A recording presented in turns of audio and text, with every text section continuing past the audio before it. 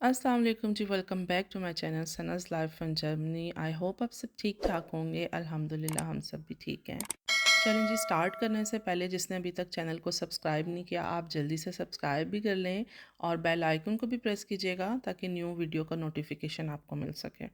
अच्छा जी, यहाँ पर हस्बैंड जॉब पे जा रहे थे और सुबह 6:30 हो रहे थे, तो आदम ने देखा कि पापा जा रहे हैं, तो उसको ये था कि मैंने भी बाय करना है, ज़रूर करना। और मुझे कहता है आप पापा आप जाएं।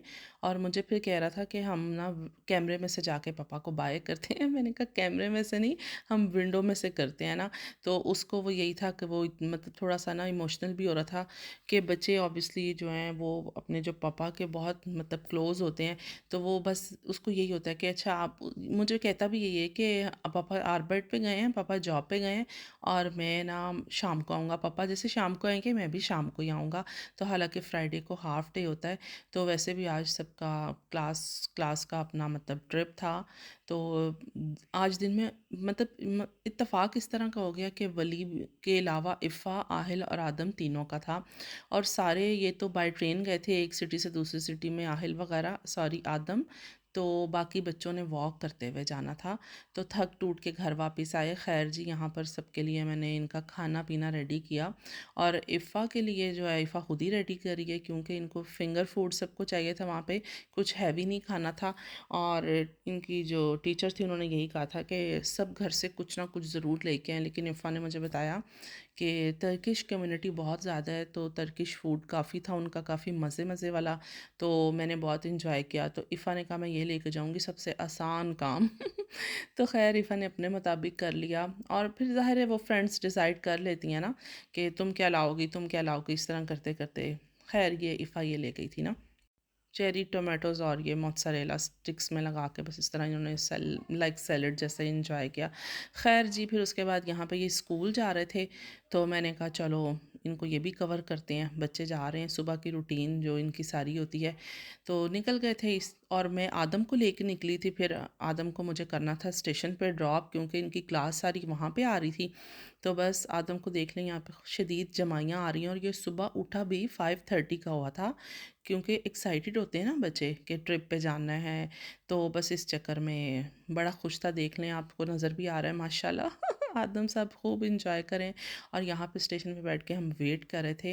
मुझे बिल्कुल भी आइडिया नहीं था कि किस साइड पे होंगे, फ्रंट पे होंगे, सेंटर में होंगे, बैक पे होंगे। फिर मैंने मदर्स को फॉलो किया कि कहाँ कहाँ पे हैं। फिर वैसे ही मैं भी जाकर बैठी। फिर आहिस्ता से समझ आ गई कि बिल्कुल वो फ्रंट पे थे। और ये बच्चा भी आदम के सेम नाम का ही है, इसका नाम भी आदम है। और लेकिन ये पाकिस्तानिश नहीं है, ये और किसी कंट्री का है। तो खैर यहाँ पे ये सारी इसकी क्लास पहुँच चुकी थी। और दो मतलब एक ये लड़का जो है ये भी एक टीचर है और यहाँ पे एक ये टीचर है।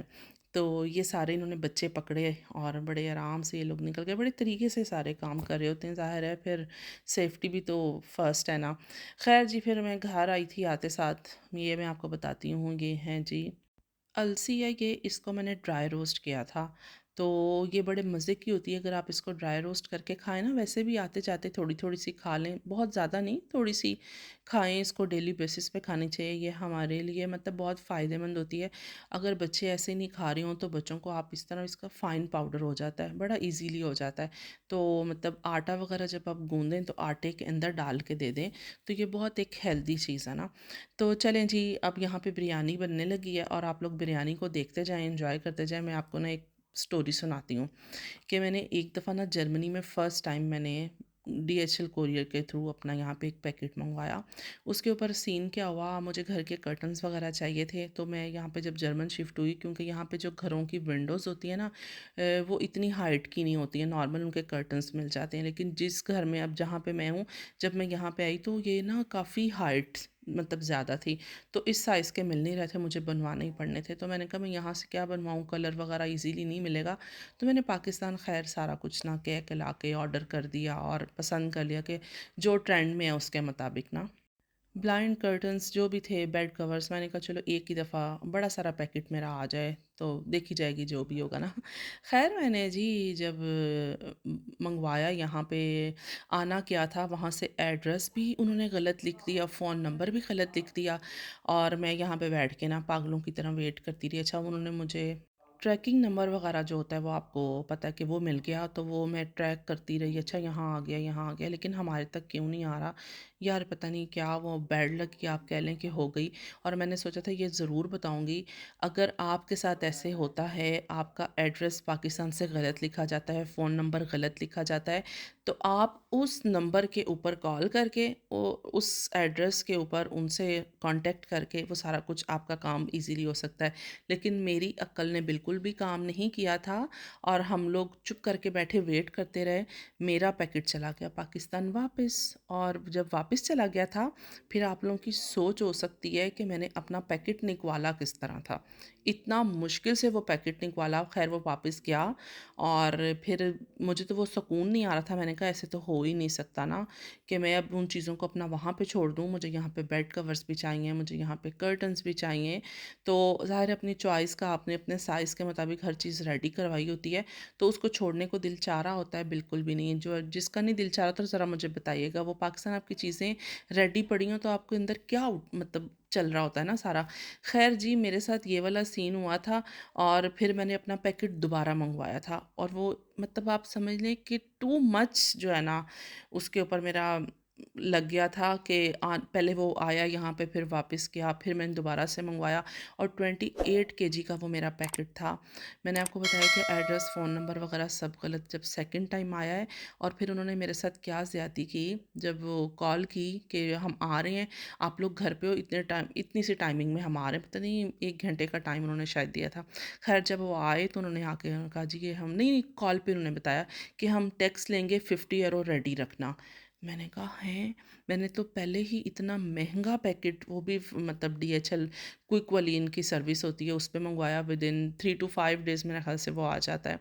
तो खैर इस तरह हुआ था, तो जब पैकेट आया तो 50 और उनको वो टैक्स भी पे किया।